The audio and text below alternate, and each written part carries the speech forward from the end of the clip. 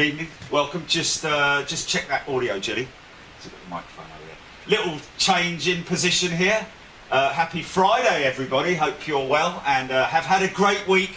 All you hard-working folk out there working in the whatever industry you're working in, and of course all the fantastic people who work in the nursing industry, and of course all the guys and girls who work airside at airports, the pilots, the control tower, everybody who works in any industry.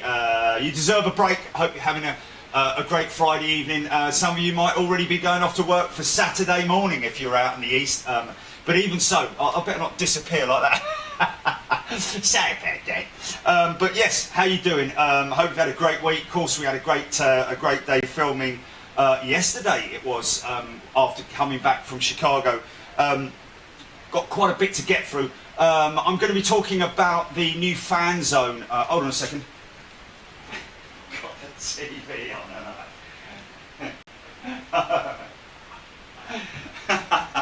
Sad about that. Yeah, so I'm going to be talking about the fan zone in a little bit.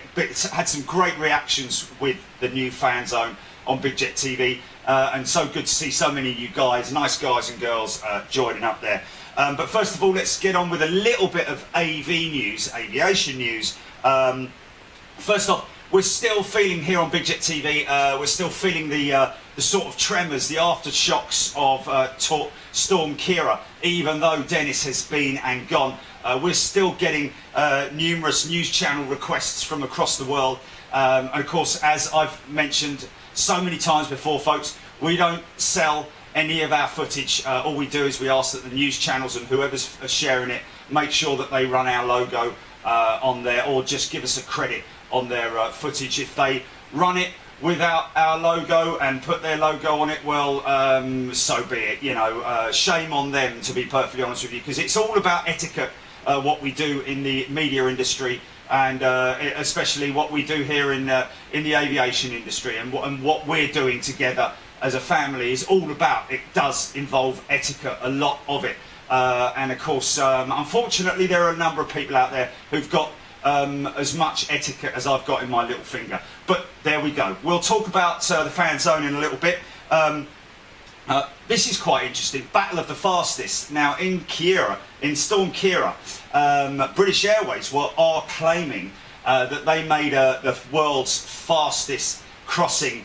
And this is how they write it. A British Airways flight has smashed the record for the fastest ever subsonic flight between New York and London. The flight landed early morning on February 9th at Heathrow Airport in London after leaving John F. Kennedy International Airport in New York in just 4 hours and 56 minutes. That set a new speed record for subsonic, or slower than the speed of sound, commercial aircraft to fly between the two cities, according to Flight Radar 24, which tracks global flights. The previous record was held by a Norwegian air flight, which flew between the two cities,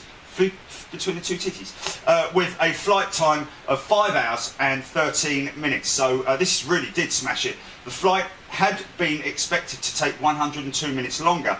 The recent average flight time between New York and London, or the current average flight time between New York and London, is 6 hours 13 minutes, 13:13, according to Flight Radar 24. The wind and air currents were ideal for the fast flight, said Ian Pechanik, Flight Radar 24's Director of Communications.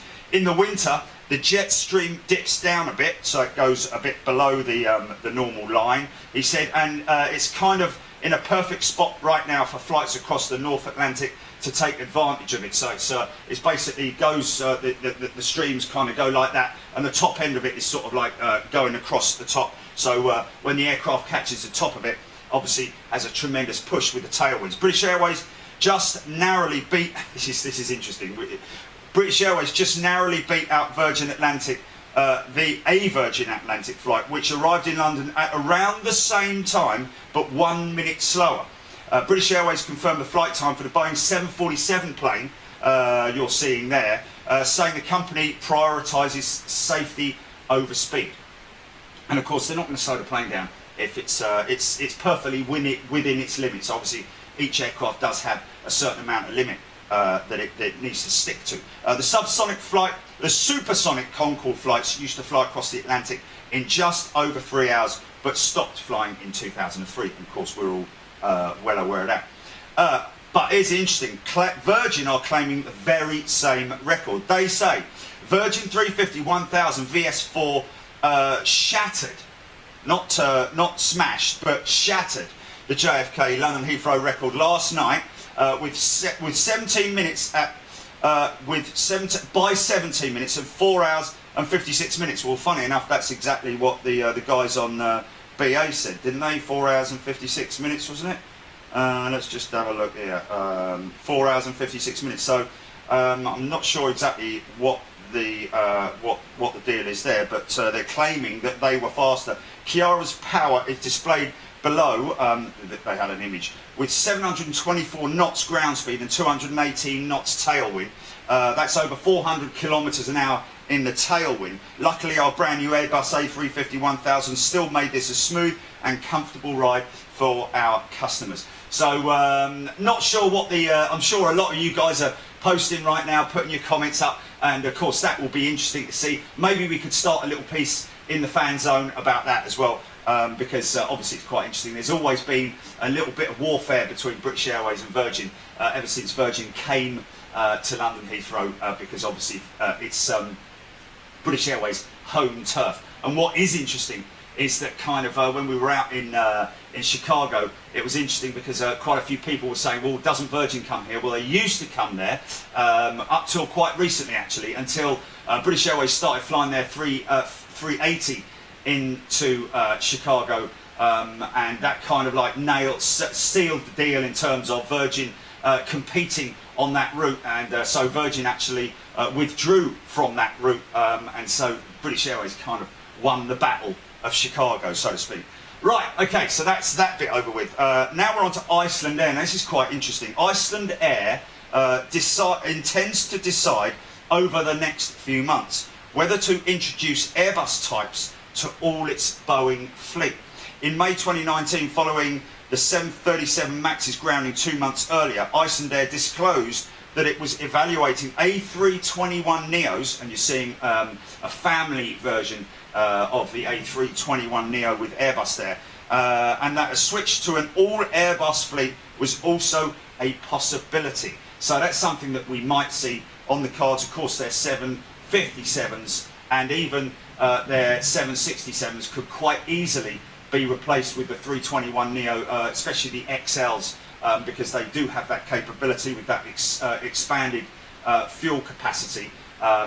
More tanks, basically, not bigger wings or anything like that, just they've just increased the capacity of fuel on board the wing. So we'll have to keep an eye out on that one over the upcoming months, and I'm sure it will probably might even be confirmed by now, I don't know. Interesting that just a very short one about Boeing and Brazilian manufacturers Embraer.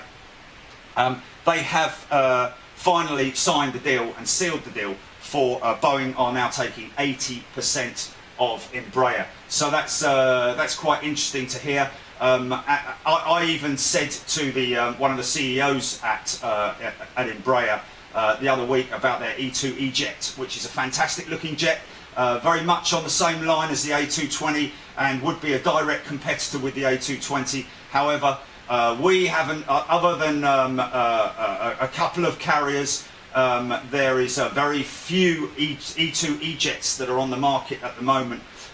So we're hoping to see that in the skies quite soon, and hope to see Boeing signing up a few customers for that in the upcoming weeks and months. A little one about Swiss World Cargo. Obviously this is the ARM, the air freight division of Swiss International.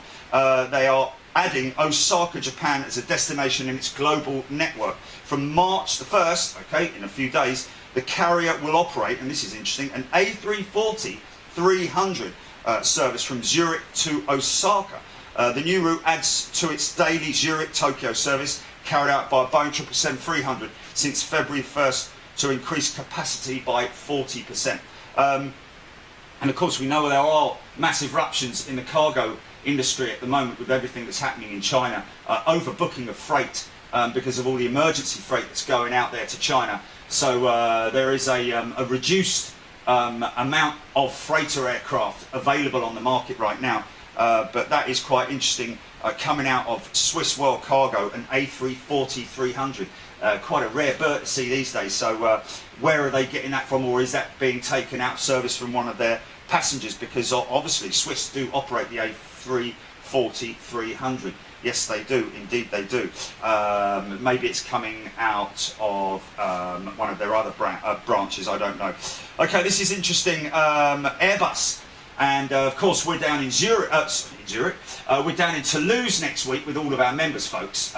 So that'll be a good one. 2 days, Thursday and Friday next week down in Toulouse, and we'll be bringing you all the action that's happening down there. Hopefully, we'll see a lot of movements because it's obviously right at the end of the month. So they will be expecting to deliver as many aircraft on that final day as they possibly can. Last time we went down there, of course, we saw a lot of testing going on with that A346 for their new taxi takeoff and landing systems, the auto systems that they were running, especially the auto takeoff, which was absolutely exclusive, and we saw it first here on Big Jet TV. We didn't know what it was until the next day, and we ran a piece on that, and you can look back on the archives on Big Jet TV's YouTube pages to have a look at that. But what is interesting is, and I've mentioned this a couple of times on the shows, the A330 800 variant of the A330. Of course, we're used to seeing the A339, but now the A330 800 that you're seeing there has been officially certified. The second member of the A330 Neo family, the A330 800, receives joint type certification by EASA and the Federal Aviation Authority. Deliveries will start mid-2020, so any day now we could start to see those aircraft in production in terms of their tail liveries, and hopefully we might even see one next week down there in Toulouse. Okay, this is quite a long one. Delta Airlines, and we're going to put up a picture of their A220, great looking A220 with Delta Airlines. They aim to become the first carbon neutral airline globally, and on Friday, which was a couple of weeks ago, pledged to invest $1 billion over the next decade to reduce its environmental impact. One of their representatives said, "We have committed starting March the 1st to fully offset our emissions, the footprint we create from our jet fuel and other emissions, our carbon emissions as an airline." And that was from CEO Ed Bastian. He said it actually in a video message on LinkedIn. According to Bastian, the initiative is not about gaining credit, it's about listening to our people, customers, and our world, and then doing what's right. This is a race for our planet, not a race to be number one. So fair play to them. Yeah, good for them. We'll see whether that actually comes to fruition. I'm sure they will. But of course, over the next 10 years, I'd imagine there'll be new management that'll be switching out. Likelihood is that, and we'll see what their commitments are at a later date. But that's good to see coming from Delta, and I'm sure that anyone else from any other airlines is watching this right now and saying, "Well, we're doing the same, mate. We're doing exactly the same." And some of the airlines using biofuels now as well, or experimenting with biofuels, and of course the engine manufacturers like GE and Rolls-Royce experimented with biofuels, and hopefully we'll be able to bring you something that on an upcoming show. Just a quick one with British Airways and Royal Air Maroc. We're obviously used to seeing the Ram, as I call it, at London Heathrow with their 737, and of course the Dreamliner as well. So they're saying, BA, we've teamed up with Royal Air Maroc to offer a code-share partnership on flights between Europe and West Africa. Customers will be able to connect seamlessly to Casablanca and beyond to Abidjan, Freetown and Agadir, adding key regional destinations to their networks. Flights are on sale now for travel, literally, so go grab yourself a flight out to Casablanca. Okay, so a little bit more A220 news. Bombardier sells officially. They've now decided to completely exit from the commercial aviation market with Bombardier, and selling the remaining stake of their company to Airbus. of course. Canada's Bombardier announced the sale of its A220 stake to Airbus and the Quebec government, effectively exiting commercial aviation. According to a statement, Bombardier will receive 591 million, doesn't seem like a lot, from Airbus for its 33.58% stake in the joint Airbus Canada Limited Partnership. Bombardier entered into an agreement with Airbus and the government of Quebec to transfer its shares in a move to improve Bombardier's cash position. So that's quite interesting news coming out of there. And of course, again, Airbus must be absolutely stoked with the A220, because it's obviously been a very popular aircraft in terms of its sales. Obviously, they've had those few problems with the teething problems with the engines, with the Pratt & Whitney PW1700Gs, but that's something that's being overcome over time, much like the Rolls-Royce Trent 1000 issues that again are being overcome over time. Okay, so that's it on that side of things. Just a little update on the. I know a lot of people are asking about the money that was donated to us by the members. It was all about you guys on Christmas Day. It's been a hard road, trust me, man. You can't give the money away. But finally today, we've had both parties involved getting hold of me, and thanks to Ross, by the way, at British Airways, for pushing that through. I really appreciate your help and time on that one, Ross. And of course, a big shout out to all the guys and girls at Battersea Cats and Dogs Home, or Dogs and Cats Home, whichever it is. So we are planning, hopefully, to make those presentations within the next week. We just need to finalise everything, because, of course, people say, "Oh, well, why don't you just, go online and donate it online?" Well, I don't want to do that. You guys went out of your way to donate your money to these organisations, and so I think that it's only fair that we present them with a cheque and let the world see what we've done, what you as members have done for those charitable organisations. You do it online, no one's going to take the blindest bit of notice. But I want these organisations to. Battersea Dogs Home has not really been that much of a problem, to be perfectly honest with you. It's more so the flying start. But finally, they've taken the bait, apologised for the delay in getting back to us, and so finally, it looks like we're going to be able to give those cheques to those guys and get that money across to them. Now here we go. The fan zone, folks. It's been fantastic, I must admit. I've been looking through it and flicking through it as much as I can. I saw one tonight actually from Terry the Artist. Yeah. He's making a Spitfire model, which is kind of like out of the realms of the big jet stuff. But I did tell him to make sure that he uses weathering. There's some weathering. It's a bit like eyeliner kind of stuff that you buy.